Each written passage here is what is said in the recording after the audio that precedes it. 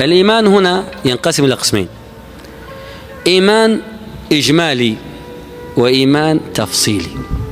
الإيمان الإجمالي أن تؤمن أي تصدق أنها كلها من عند الله، أن الله عز وجل هو الذي أنزل الكتب، وأن هذه الكتب تعدادها 104 كتب.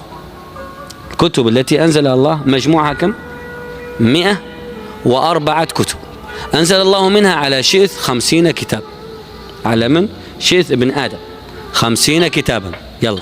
وأنزل على إدريس عليه السلام 30 كتاب، كم صارت؟ 80. وأنزل على إبراهيم عليه السلام 20 كتاب، اكتملت 100. وأنزل على موسى 1 توراة، وأنزل على داود 1 الزبور، وأنزل على عيسى 1 الإنجيل، وأنزل على محمد صلى الله عليه وسلم 1 وهو القرآن. ولكن هذه الكتب كلها جمعت في القرآن، فكل ما فيها موجود في القرآن، والقرآن وحده يغني عنها كلها، وهي كلها لا تغني عن القرآن. قال تعالى: إن هذا لفي الصحف الأولى، صحف إبراهيم وموسى، كل ما عندهم موجود عندنا. وقد ورد في الحديث أن الله عز وجل أنزل السبع الطوال على النبي صلى الله عليه وسلم، وهي من البقرة إلى الأنفال، مقابل إيش؟ التوراة. وأعطاه 100 مقابل الإنجيل، وأعطاه 200 مقابل الزبور، وأعطاه المفصل خاص به وليس في الكتب المنزلة.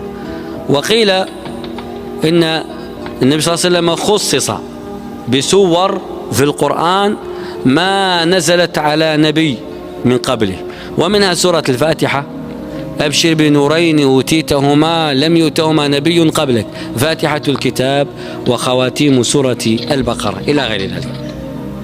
والذين يؤمنون بما أنزل إليك وما أنزل من قبلك. الإيمان الإجمالي الذي ذكرت لكم. الإيمان الثاني الإيمان التفصيلي. الإيمان التفصيلي هو أن تؤمن أن التوراة أنزلت على من؟ على موسى، وأنها في صحف مكتوبة، وأن الله كتبها بيده، وكتبنا له في الألواح من كل شيء.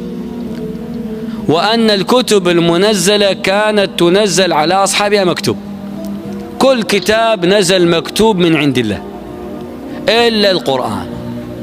القرآن فقط لم ينزل مكتوبا، وإنما نزل مقروءا، يقرأه جبريل على النبي ويقرأه النبي صلى الله عليه وسلم على الأمة، ولذلك حفظ مقروءا، فأصبح يطلق عليه قرآن. فإذا قرأناه فاتبع قرآنه.